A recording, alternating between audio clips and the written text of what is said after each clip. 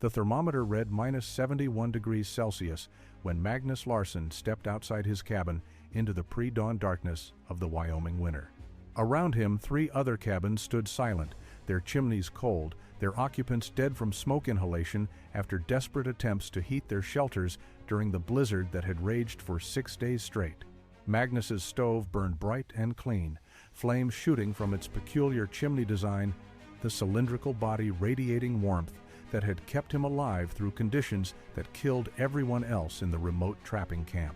What made his stove different would revolutionize how men survived winter in the high Rockies, but the innovation that saved his life began 8 months earlier with a problem no one else thought could be solved.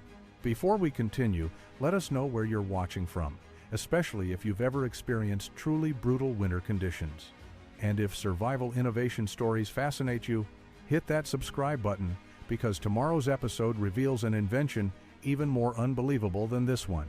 Magnus Larsson stood in the doorway of his log cabin on a warm June morning in 1852, watching the sun climb over the Wind River Range. The Wyoming Territory stretched before him in every direction, untouched and dangerous, exactly the kind of place that had drawn him west 3 years earlier. He was 34 years old, a Swedish immigrant who had crossed the Atlantic with blacksmithing skills and little else. The mountain fur trade had seemed like an opportunity for independence and profit, but 3 winters in this isolated valley had taught him that survival mattered more than success.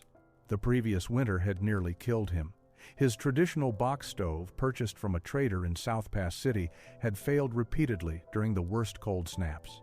Twice the chimney had clogged with ice and snow, filling his cabin with choking smoke that forced him outside into temperatures that could freeze exposed skin in minutes. He had survived by pure luck, managing to clear the chimney both times before losing consciousness. 2 trappers he knew from the seasonal rendezvous had died that winter from similar stove failures. One froze to death after abandoning his smoke-filled cabin.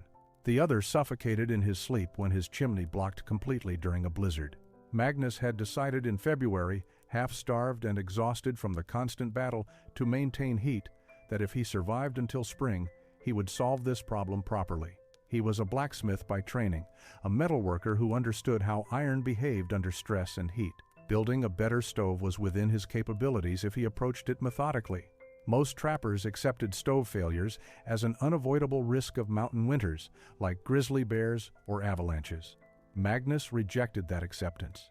Engineering could solve problems that courage could not.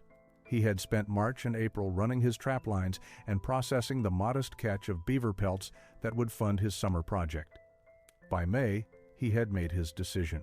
Instead of spending the summer trapping, which would have been the financially sensible choice, he would dedicate the warm months to designing and building a stove that could withstand any winter condition the Rockies could produce.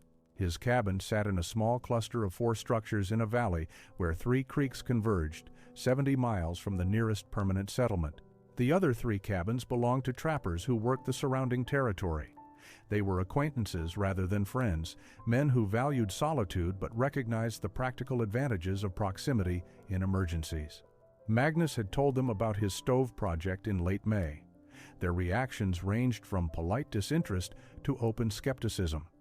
Why waste a profitable trapping season building something that might not work? Magnus understood their perspective but remained committed to his plan. Magnus began his analysis by examining what had gone wrong with existing stove designs. He walked to the nearest abandoned trapper cabin 2 miles downstream, a structure whose owner had died the previous winter. The stove inside told a clear story. It was a standard rectangular box design, iron plates riveted together, with a straight chimney pipe extending through the roof. The chimney had collapsed inward, crushed by accumulated ice. Magnus pulled the stove apart with his tools, studying each component.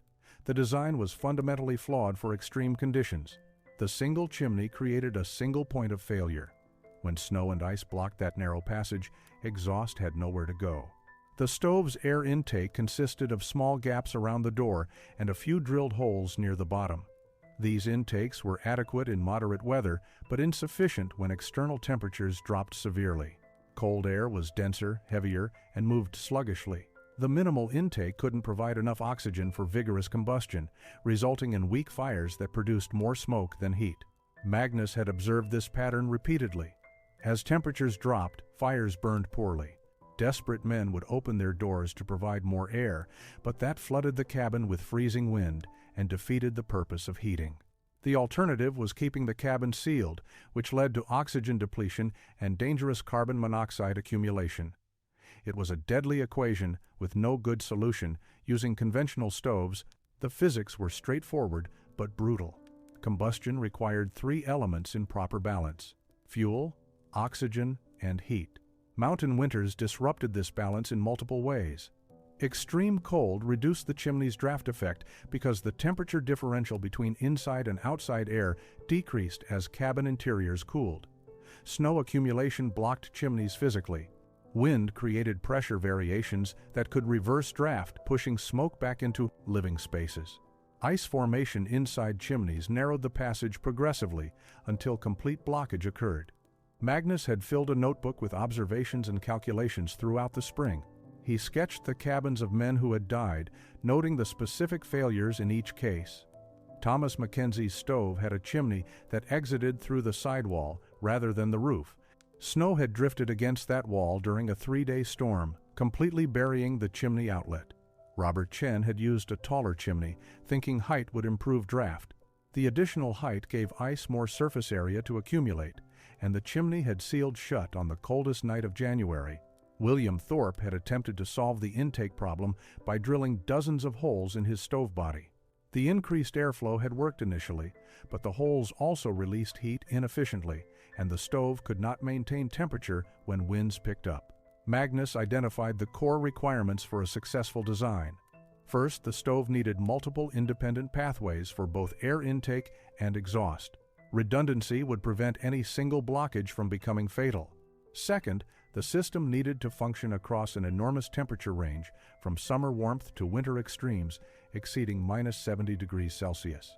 Third, the design had to be constructible with available materials and tools in a remote location. Complexity was the enemy of reliability. Fourth, it needed to burn fuel efficiently enough to last through long winter nights without constant tending.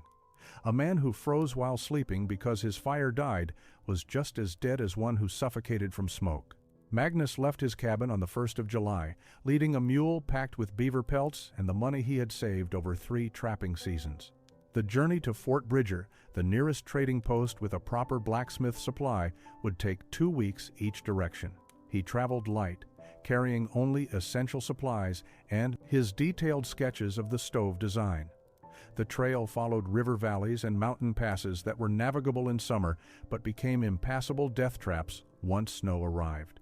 He passed several abandoned cabins, grim reminders of men who had underestimated these mountains.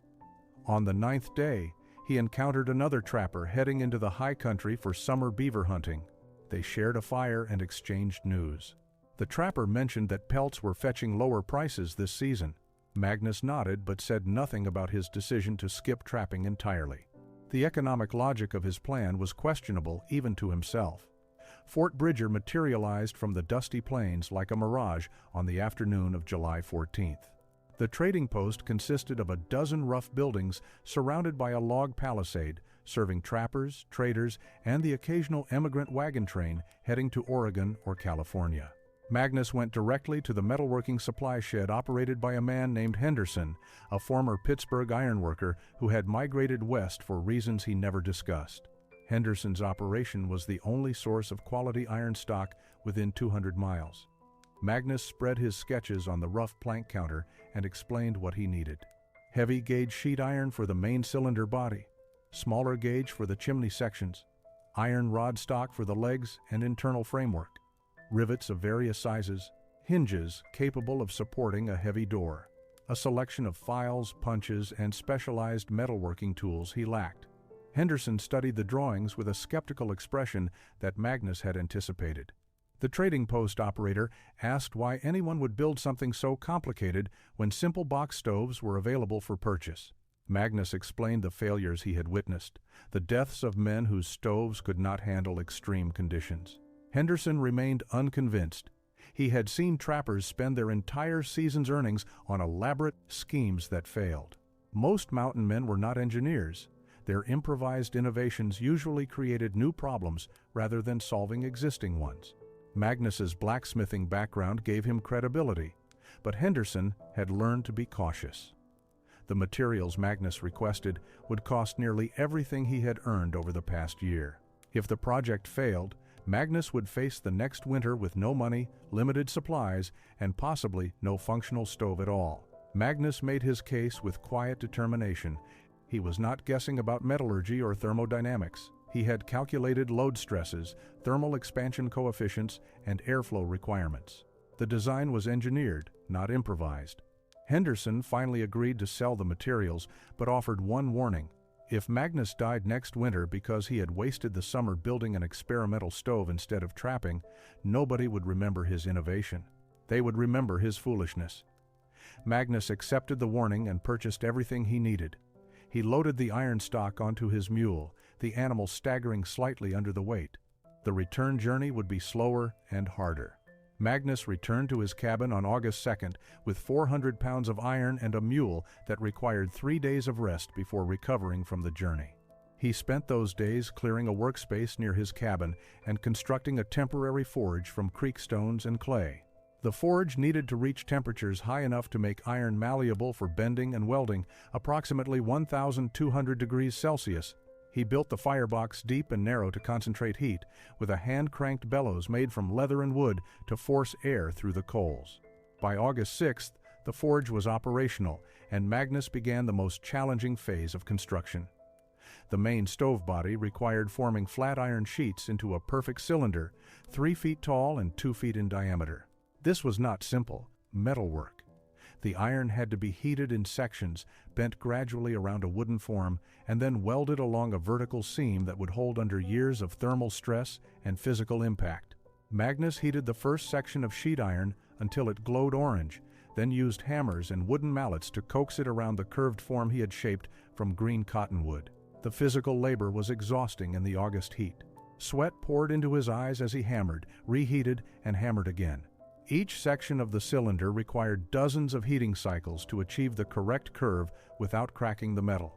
By mid-August, he had formed the basic cylinder shape, but the vertical seam remained unwelded. This was the critical challenge. A weak weld would fail under thermal expansion, creating a gap that would leak smoke and destroy the stove's efficiency. Magnus prepared for the weld with meticulous care. He scarfed the edges of the iron where they would join, creating overlapping surfaces that would fuse together more reliably than a simple butt joint. He built up his forge fire to maximum temperature and positioned the cylinder so he could work on small sections of the seam sequentially. The welding process took 4 days of intense, dangerous work.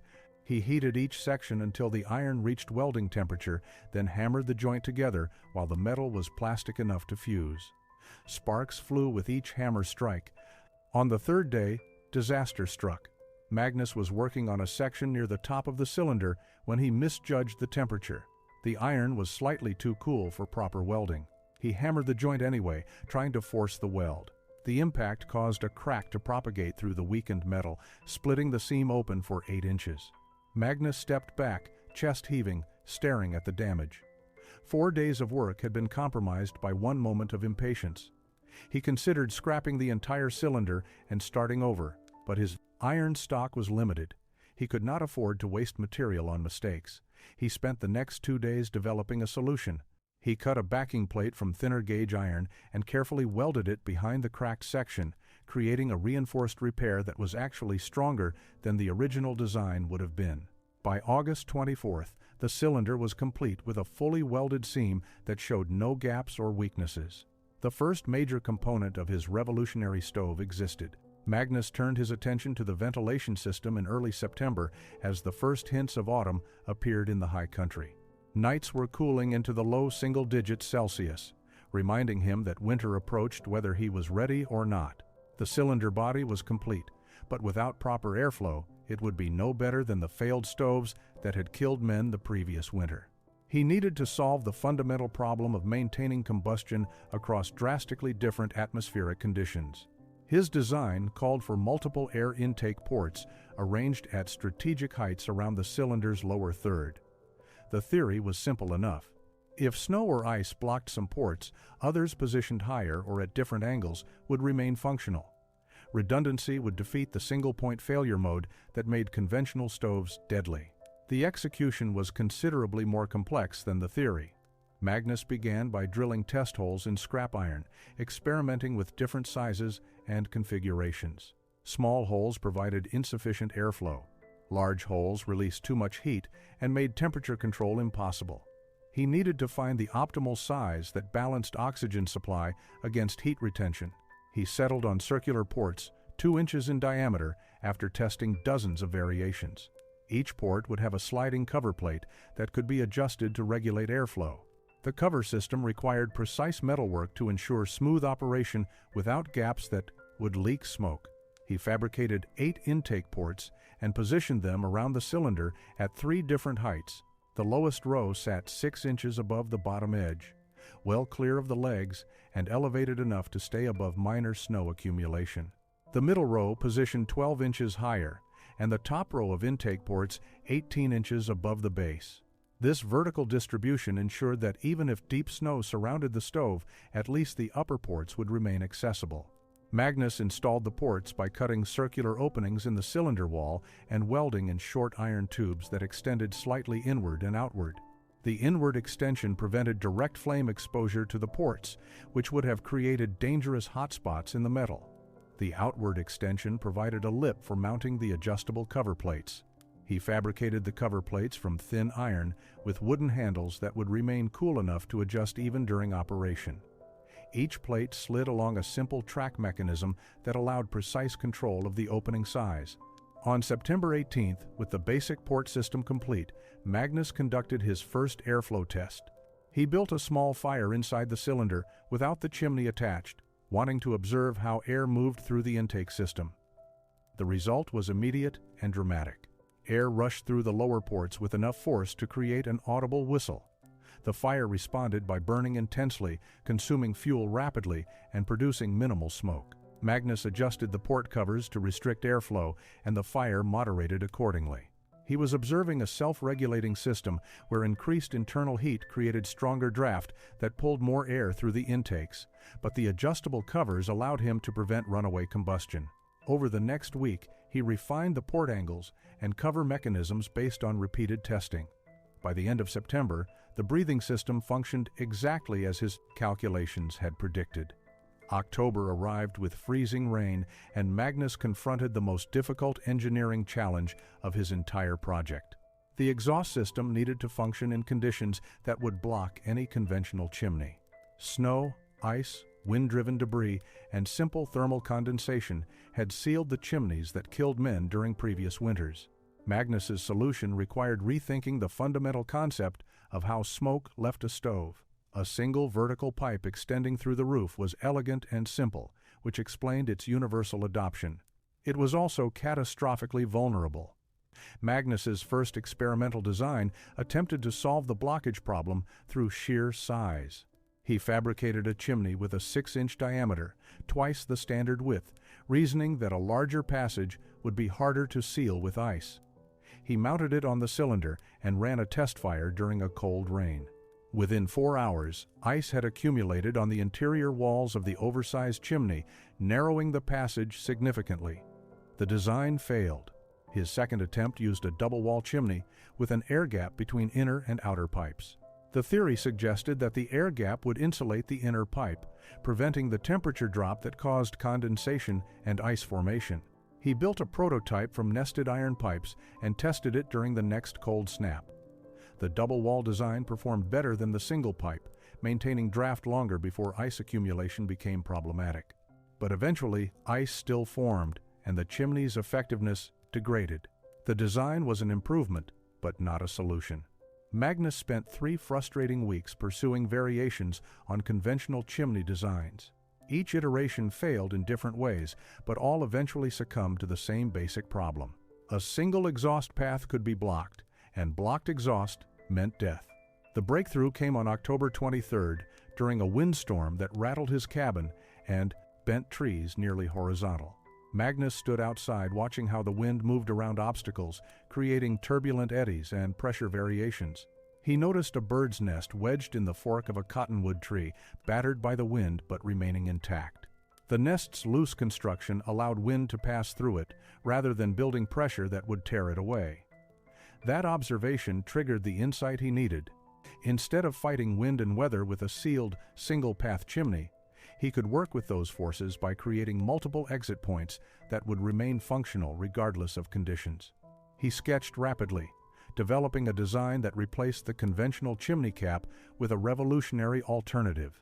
The storm cap would feature 8 separate exhaust ports arranged in a circle around the top of the chimney. Each port angled slightly downward to prevent rain and snow from entering directly. A conical cover would sit above the ports, protecting them from direct precipitation while allowing exhaust to escape horizontally through whichever ports faced away from the wind at any given moment. Magnus fabricated the storm cap over the next 5 days, working with intense focus as the month ended and November approached. The cap's circular design allowed it to rotate freely on a simple bearing, so wind pressure would turn it to the optimal position automatically. He mounted the completed assembly on the chimney and conducted extensive tests. Even with artificial blockages covering half the exhaust ports, the remaining openings provided adequate draft. November brought the first significant snowfall, and Magnus worked with desperate urgency to complete the remaining components. The stove's external shell and exhaust system were functional, but the internal mechanisms that would maximize efficiency remained unfinished. The baffle system was critical to his design. Without it, hot exhaust gases would rush directly from the firebox to the chimney, wasting heat and reducing burn time. Magnus needed to force those gases to travel a longer path through the stove, transferring their thermal energy to the iron cylinder walls before escaping. He fabricated 3 horizontal baffle plates from thin iron, each one positioned to deflect exhaust flow without completely blocking it. The plates created a serpentine path that exhaust had to follow, exposing it to maximum surface area for heat transfer. Installing the baffles inside the completed cylinder required working through the door opening with limited visibility and awkward angles. Magnus spent 2 full days positioning and welding the internal plates, checking alignment repeatedly to ensure they would not interfere with fuel loading or ash removal. The door assembly demanded equal attention to detail. A poorly sealed door would leak smoke and destroy the stove's efficiency, regardless of how well the ventilation system worked. Magnus had fabricated the door frame weeks earlier, but the sealing mechanism required precision work. He created a rope gasket from tightly braided wool fibers soaked in a mixture of clay and water. When dried, this gasket would compress slightly when the door closed, forming an airtight seal while remaining flexible enough to accommodate minor thermal expansion. The door itself weighed approximately 40 pounds, heavy enough to maintain pressure against the gasket, but manageable for daily operation. Magnus mounted it on 3 heavy hinges, welded directly into the cylinder wall and the door frame. A cam lock mechanism on the opposite side allowed the door to be secured tightly with a simple lever action. He tested the door operation dozens of times, adjusting the alignment until it closed smoothly and sealed completely. The leg assembly was the final structural component. Magnus had designed 4 legs from thick iron rod, each one 18 inches long with a wide foot to distribute weight and prevent sinking into soft ground or snow. The legs attached to a reinforced ring welded around the cylinder's bottom edge, creating a stable platform that elevated the entire stove. On November 12th, Magnus completed the final welds and stepped back to examine his creation. The stove stood complete for the first time, an imposing cylinder of dark iron with its distinctive multi-port chimney cap and elevated stance. It looked unlike anything any trapper or settler in the Wyoming Territory had ever seen. That night, temperatures dropped to -15 degrees Celsius and light snow began falling. Magnus loaded the firebox with split pine, adjusted the intake ports to half open, and lit the first real fire in his completed stove. The response was immediate and extraordinary. Flames caught quickly and burned with intense, clean heat. Within 30 minutes, the entire cylinder body radiated warmth that filled his cabin more effectively than any stove he had previously used. The fire burned steadily through the night, requiring only 1 reload of fuel. Magnus woke to a warm cabin and exhaust still flowing freely from the storm cap, despite 6 inches of new snow outside. December brought moderate cold and manageable snowfall that allowed Magnus to fine-tune his stove's operation and stockpile firewood for the brutal cold he knew was coming. The other 3 trappers in the valley cluster continued using their conventional stoves, occasionally commenting on the strange appearance of Magnus's cylindrical design, but showing no interest in replicating it. They had survived previous winters with standard equipment and saw no reason to invest time in experimental alternatives. Magnus did not push the issue. His stove would prove itself, or it would not. On December 23rd, the weather changed with ominous suddenness. The temperature dropped 15 degrees in 2 hours as a massive storm system moved down from Canada.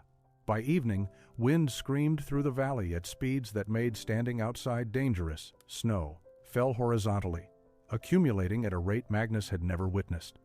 Within 12 hours, drifts reached 4 feet against the north walls of the cabins.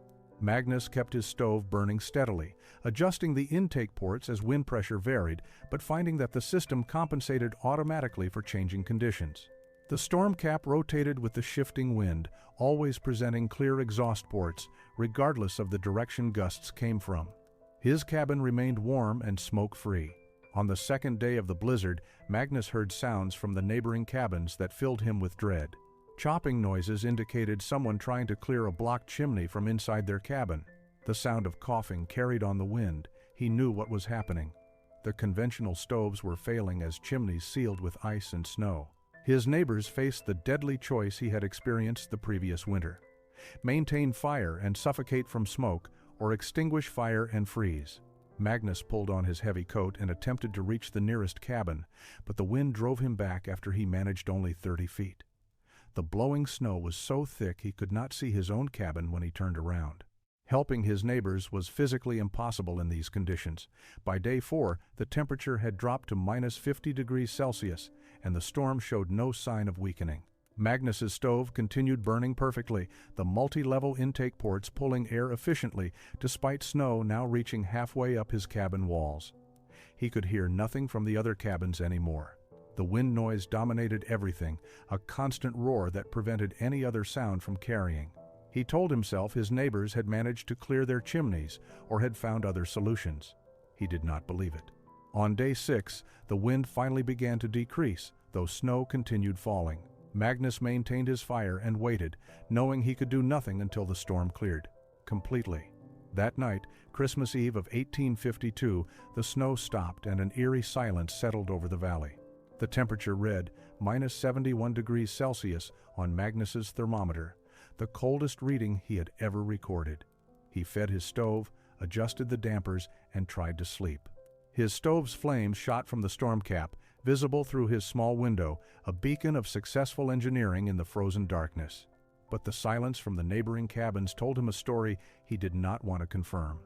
Magnus waited until dawn on December 25th before venturing outside. The morning sky was crystalline blue, cloudless, and bitterly cold. His breath froze instantly into ice crystals that fell like powder. The snow lay deep and pristine, sculpted by wind into dramatic drifts that buried some sections of the cabins while leaving others exposed. He walked to the nearest cabin first, belonging to a trapper named William Hutchins. The chimney showed no exhaust. Magnus knocked on the door and received no response. He pushed the door open, the hinges stiff from cold, and immediately smelled the acrid residue of smoke. William lay on his bunk, eyes closed, his face peaceful. A pile of ash and charred wood sat in his stove. The chimney had clearly blocked, filling the cabin with carbon monoxide while William slept. He had died without waking, sometime during the storm's height. Magnus closed the door gently and moved to the second cabin. James Morrison's situation was similar but more desperate. Evidence suggested James had recognized his chimney was blocked and had attempted to clear it from inside. Tools lay scattered near the stove. The chimney remained sealed with ice. James had died trying to solve the problem, overcome by smoke, before he could succeed. The third cabin belonged to Patrick O'Connor, a younger man who had come west only 2 years earlier. Patrick had made a different choice. His stove was cold, completely extinguished. Patrick had apparently decided that suffocation was worse than freezing and had let his fire die. He sat in the corner of his cabin wrapped in every blanket he owned. The cold had taken him slowly. Magnus found himself shaking, not from temperature, but from the weight of what he was seeing. 3 men dead within 200 yards of where he had stayed, warm and safe. His stove had performed flawlessly, while theirs had killed them. The guilt was immediate and overwhelming. He had known conventional stoves failed in extreme conditions. He had built his improved design specifically because men died from stove failures. Yet he had not insisted his neighbors adopt his innovations. He had not even offered to help them modify their existing stoves. He had focused entirely on his own survival and let them continue using equipment he knew was inadequate. Magnus spent the rest of that day in his cabin, sitting beside his still-functioning stove, wrestling with the implications. He had not caused their deaths through action, but through inaction. He possessed knowledge that could have saved them and had kept it to himself. The excuse that they had shown no interest in his design felt hollow. He should have made them interested. He should have explained the physics of why their stoves would fail. He should have insisted they at least understand the danger they faced. By evening, Magnus had reached a decision that would define the rest of his life. If his stove design could prevent deaths, then keeping it to himself was morally inexcusable. He would share what he had learned with anyone who would listen. He would teach the principles freely, help others build similar stoves, and make the knowledge as widespread as possible. Innovation meant nothing if it saved only the innovator. Spring came late to the Wyoming Territory in 1853. Magnus waited until the passes cleared in early May before making the journey to Fort Bridger with detailed drawings of his stove, design, and a written explanation of the engineering principles behind it. He met with Henderson, the metalworking supplier who had sold him the iron the previous summer. Henderson listened to the account of the winter, examined the drawings, and agreed to help distribute the information. Word spread quickly through the trapping and trading networks that connected the scattered communities of the Rocky Mountains. Men who had survived close calls with failed stoves during the brutal winter wanted to know about the design that had kept Magnus alive through conditions that killed his neighbors. Magnus spent the summer of 1853 traveling between remote camps and small settlements, teaching anyone interested how to build what people were beginning to call Larson stoves. He asked for no payment and claimed no exclusive rights to the design. The only requirement he insisted upon was that anyone who learned the technique should teach it to others freely. The adoption was rapid and organic. Trappers and settlers recognized that the multi-port ventilation system and storm cap design solved real problems they had experienced personally. By the winter of 1854, approximately 30 Larson stoves were operating across Wyoming and Montana territories. That winter was severe, though not as catastrophic as the previous year. Multiple accounts from that season documented situations where men survived specifically because their stoves maintained function during blizzards that would have sealed conventional chimneys.